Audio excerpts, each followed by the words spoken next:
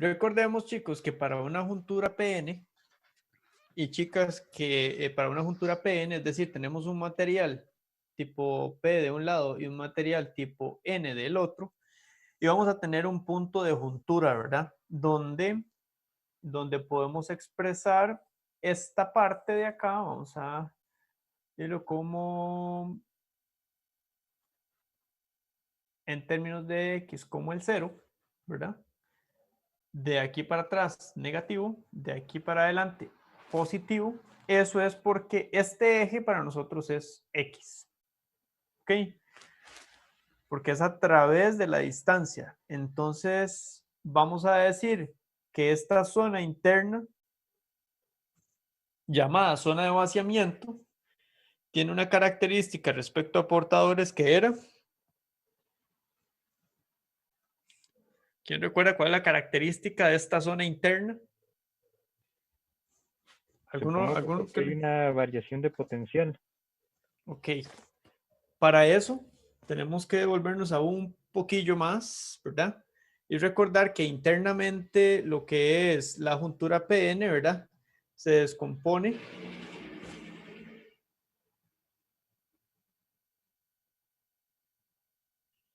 literalmente en la unión, que es esta, ¿verdad? Entonces, de este lado tenemos P y de este lado tenemos N. Y acá se iba a conformar una zona. Recordemos que si esto es una zona P, aquí vamos a tener mayoritariamente huecos y de este lado vamos a tener mayoritariamente electrones. Lo que pasa es que por un fenómeno que ya habíamos explicado, a la hora de que estos se juntan, ¿verdad? Habrá un fenómeno de difusión de N hacia P y de P hacia N. ¿Ok? Eso quiere decir entonces que llegará al punto en el que los portadores que están más cerca de el borde de unión o el límite de unión van a migrar hacia P y los que están del lado de P van a migrar hacia N, provocando que aquí cerca de la región de vaciamiento quede una ionización negativa y aquí quede una ionización Positiva. positiva, correcto. Esto me va a formar entonces una región donde a pesar de que hay carga, ¿verdad? Eléctrica, no tendremos portadores y por eso se llama región de vaciamiento. ¿Ok? Esa región de vaciamiento literalmente es lo que expresamos en el diagrama de bandas como acá XN y acá XP, negativo. Entonces vean que esta región de vaciamiento lo que va a literalmente hacer es que los portadores se me van a alejar de esta región y conforme más alto sea el potencial, más grande va a ser la región. ¿Sí? Entonces el procedimiento de construcción del diodo es dopar de un tipo, todo digamos, y luego dopar de otro tipo para que quede más fuerte N de un lado que del otro. ¿Okay? Entonces, al final, no es que ese potencial los está uniendo, simplemente es un producto del dopado. Si nosotros dibujamos el diagrama de bandas de la juntura PN, ¿cómo sería? Esa línea del centro que tenemos ahí es una línea que cruza incluso línea del centro, me refiero a esta, ¿verdad?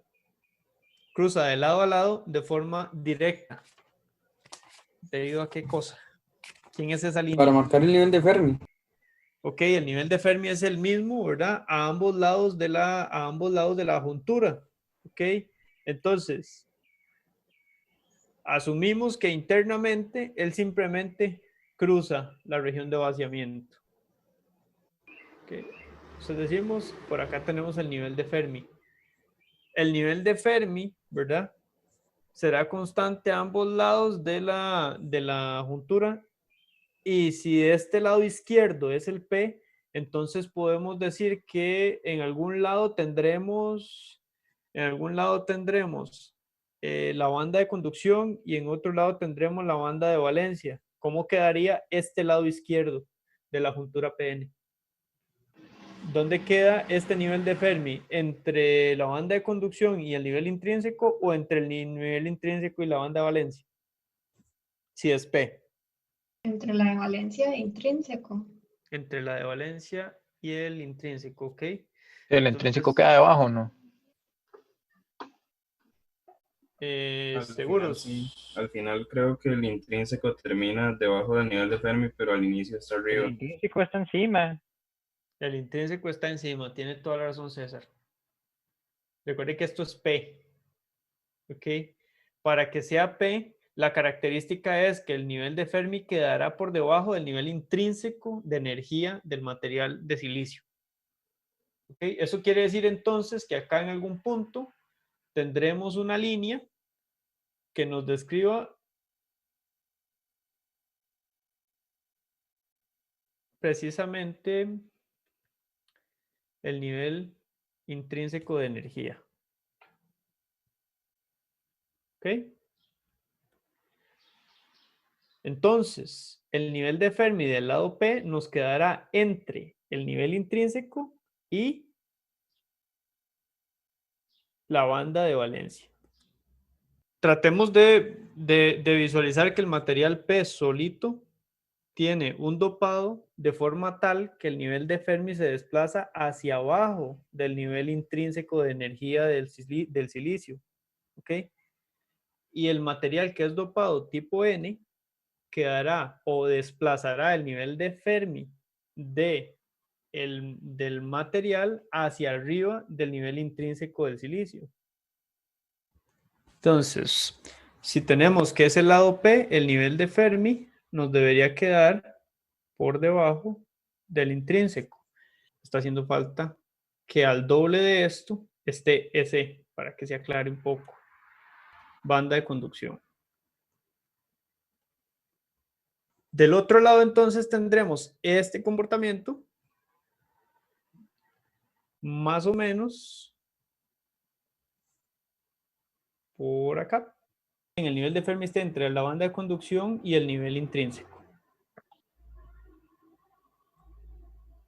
Okay. Pero para completar esa cosa, nos hace falta poner aquí al doble para abajo lo que es la banda de valencia. Entonces, como se conserva el nivel de Fermi a ambos lados, ¿verdad?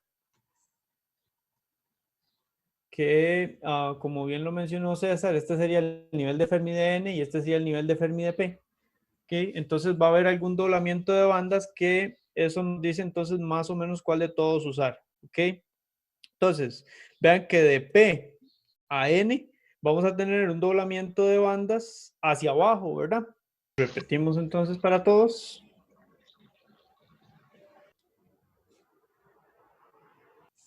Vamos a ver, a partir de esto, entonces hay varias cosas que analizar, ¿verdad? Recordemos que a nivel de densidad de carga, ¿verdad? Nosotros sabemos que del lado N, perdón, del lado P, nosotros podemos fácilmente decir que de este lado la densidad de carga, es decir, ρ,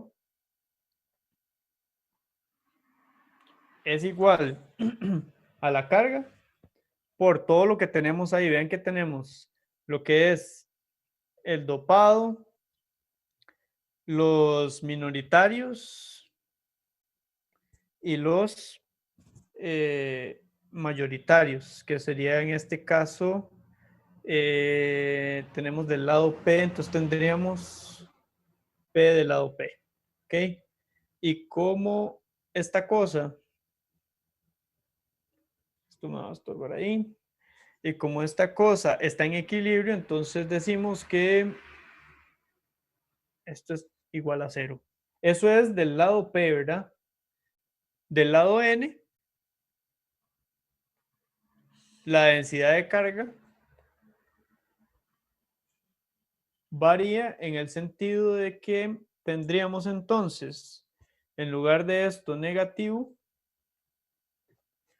sería positivo, y en lugar de aceptores tendríamos donadores. Por acá tendríamos minoritarios del lado, perdón, mayoritarios del lado n. Es decir, n. Y minoritarios de ese mismo lado.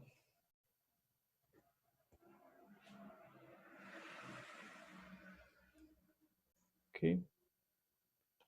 Eso es de ambos lados, a ambos lados de la juntura. ¿Ok?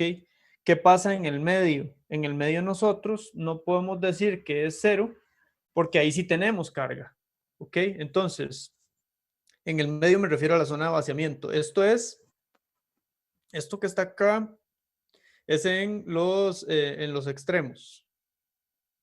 Cuando nosotros hablamos de la zona de vaciamiento, okay.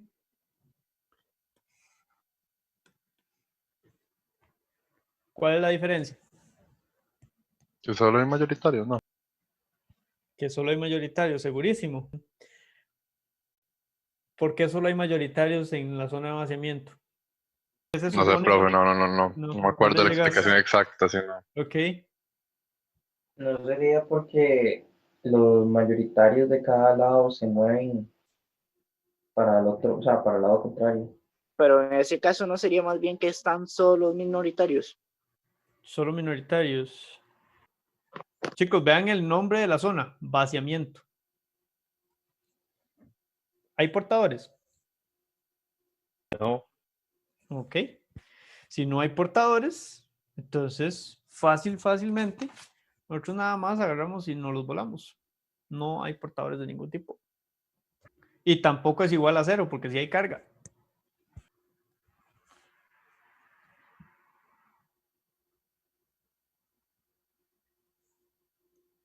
Eso quiere decir entonces que si nos vamos a la zona P, lo que tenemos es una constante de carga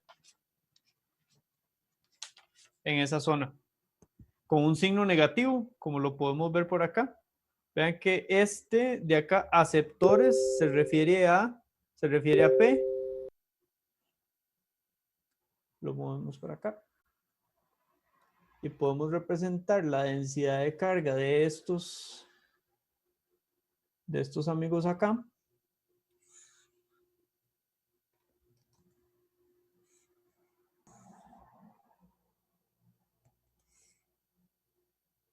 Entonces, representamos solamente la zona de vaciamiento como densidad de carga de la siguiente forma. En la parte P, digamos, de la zona de vaciamiento de la parte P, tenemos una constante, digamos, negativa, y del otro lado, en la zona N, eso nos quedó positivo, y recuerden que fuera de esto, aquí sigue siendo 0. Ok, chicos, para aprovechar un poquito un poquito más la clase, me gustaría ver si ustedes recuerdan cómo era la parte de, por ejemplo, potencial y campo eléctrico. ¿Cómo llegábamos a esas conclusiones? Por inspección, digamos, en la cual podemos determinar cuál es el potencial. Quiere decir que había un espejo, ¿verdad? ¿Recuerdan? Sí. Era un espejo de alguna de estas. Entonces, vean que, chicos, yo podría decir que el potencial eléctrico entonces es el espejo de ese o el espejo de EV, y simplemente entonces le doy vuelta a una de ellas. Ok. Bien, esto iría acá, esto acá, para darles vuelta, y por aquí puse los dibujitos que nos podrían ayudar con eso. Ok, entonces por acá podemos decir que el potencial eléctrico de la unión PN es esta. Vean que del lado P tenemos un valor negativo que corresponde a la regla de los 60 milivoltios, ¿verdad? Que ya habíamos determinado por acá arriba, ¿verdad? Del lado P tenemos un valor negativo, y del lado N tenemos un valor positivo. Y esta diferencia entre ambos es phi sub B, ¿verdad? Entonces phi sub B lo podemos medir desde acá hasta acá. ¿Todo el mundo me siguió? Sí. Ok. Profe, ¿podría repetir eso último? Claro, ve que de este lado tenemos P y de este lado tenemos N, ¿ok?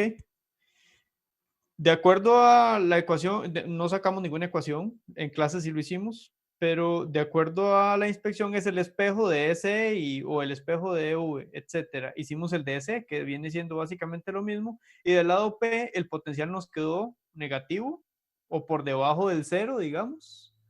Y del lado N, el potencial nos quedó positivo o por encima del cero, asumiendo que el cero está aquí, 0 voltios. ¿Ok?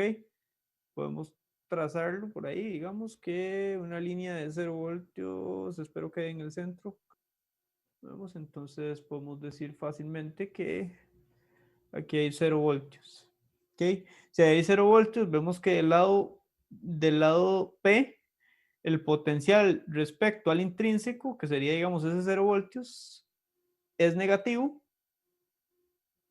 Y el potencial del lado N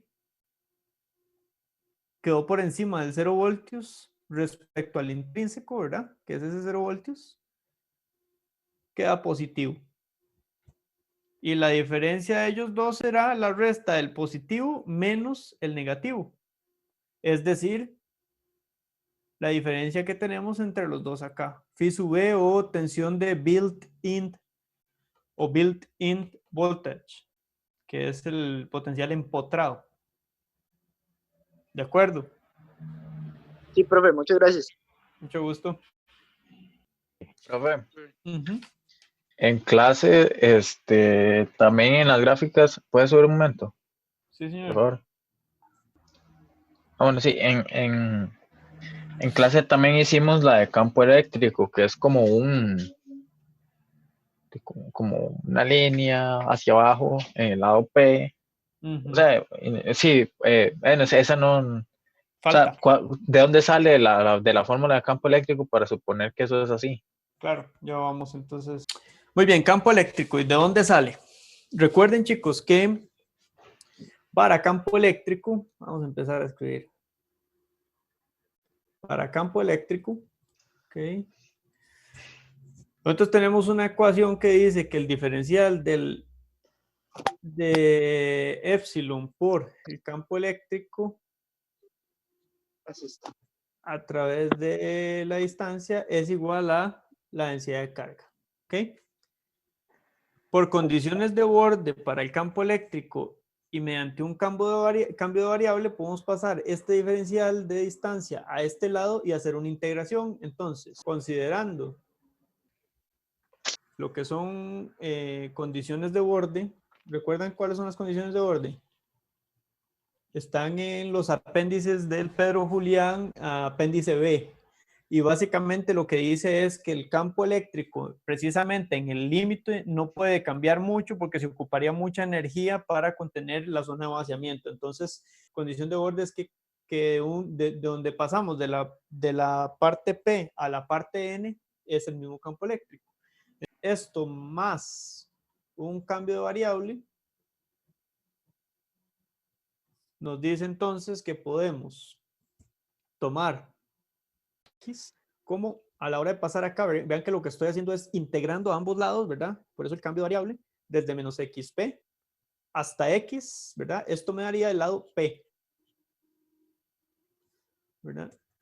Quedaría sustituyendo exactamente la densidad de carga ahí, ¿verdad? Que la hallamos pasos antes, sería menos Q por NA entre el coeficiente eléctrico del silicio, ¿verdad? Con un cambio de variable puede ser Z. Entonces aquí todo esto se vuelve constante y nos queda que esto es menos Q Na entre el coeficiente eléctrico del silicio. La integral o el cambio de variable del diferencial de Z integrado nos va a dar Z evaluado desde menos XP hasta X, ¿verdad? Y si hacemos completamente la evaluación de esto, ¿verdad? Nos va a quedar entonces que el campo eléctrico el campo eléctrico va a ser igual a menos Q por la concentración de aceptores, porque estamos en el lado P, entre el coeficiente eléctrico del silicio por X más XP, a la hora de hacer la evaluación acá de los límites de la integral, ¿ok? A través de todo X y llegando hasta 0. Quiere decir que no tenemos completo el campo. Entonces, que el campo eléctrico será a partir de que yo evalúo el campo eléctrico en 0, ¿verdad? Que en eso entonces estamos hablando de este punto, que de aquí hacia allá. ¿Ok? Entonces, sería evaluado en 0 más, de acuerdo a la definición que ya vimos, la integral desde 0 hasta x de Q, porque ahora ya estamos en el lado n, multiplicado por la concentración de donadores entre el coeficiente eléctrico del silicio. Y acá pues vamos a tener que hacer otro cambiecillo de variable, ¿verdad? Entonces esto nos queda como el campo eléctrico evaluado en 0 más Q, que es la carga del electrón, por la concentración de donadores entre el coeficiente eléctrico del silicio, Z evaluado desde 0 hasta X. Y entonces el campo eléctrico para esa parte seguirá siendo E0 más Q por ND entre el coeficiente eléctrico del silicio, donde vamos a evaluar, vamos a ver, esto en X y restándole 0, pues quedará solo X. ¿De acuerdo? Vea que ahorita la única incógnita que tenemos o la cosa que no sabemos es cuánto vale el campo eléctrico en 0. ¿Ok? Vean que para poder obtener el campo eléctrico en 0, en X igual a 0, entonces lo que tengo que hacer es evaluar esta ecuación, ¿verdad? Vamos a ponerle, no sé, esta era la 2, porque ya la 1 la teníamos acá. La 1 es esta.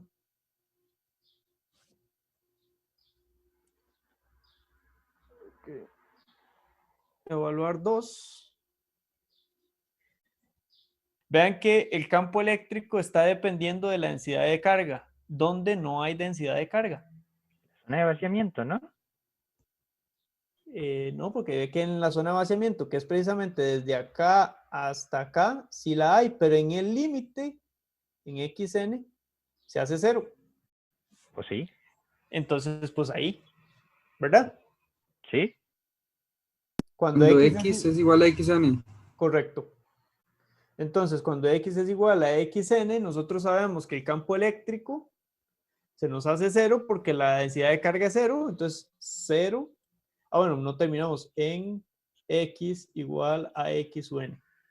Entonces, el campo eléctrico de X se nos hace 0. Nos queda lo que andamos buscando, ¿verdad? Y la ecuación queda QND entre el coeficiente eléctrico del silicio, por lo tanto, esto en 0 va a valer igual a menos QND entre el coeficiente eléctrico del silicio. Entonces ahora ya podemos sustituir en la ecuación 2 el valor de E sub 0. Y... Profe, una pregunta. Ahí no dejó botado un X sub N.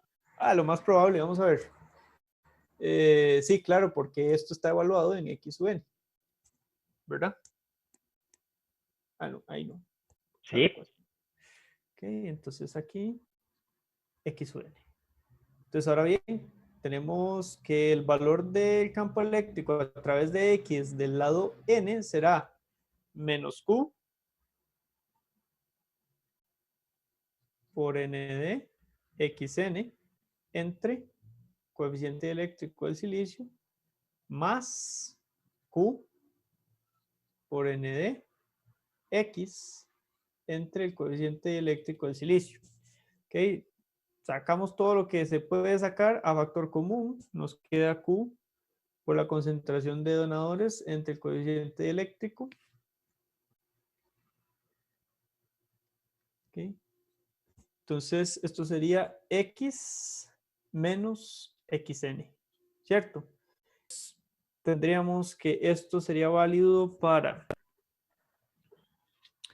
el espacio que hay entre, o vamos a ponerle punto y coma, para 0 menor o igual a X menor o igual a X sub N. Entonces, vean, chicos y chicas, que para los dos lados lo que tenemos es una ecuación que básicamente es una recta. ¿Ok? Es una recta para ambos lados.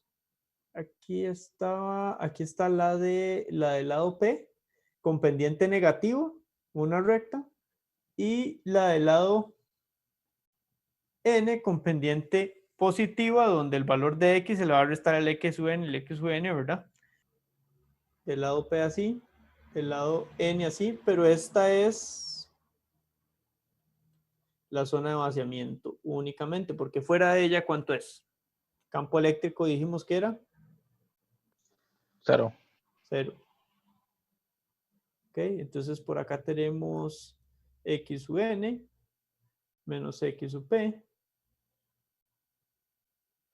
y aquí 0 en X. Ok, entonces esta es la gráfica que corresponde al campo eléctrico.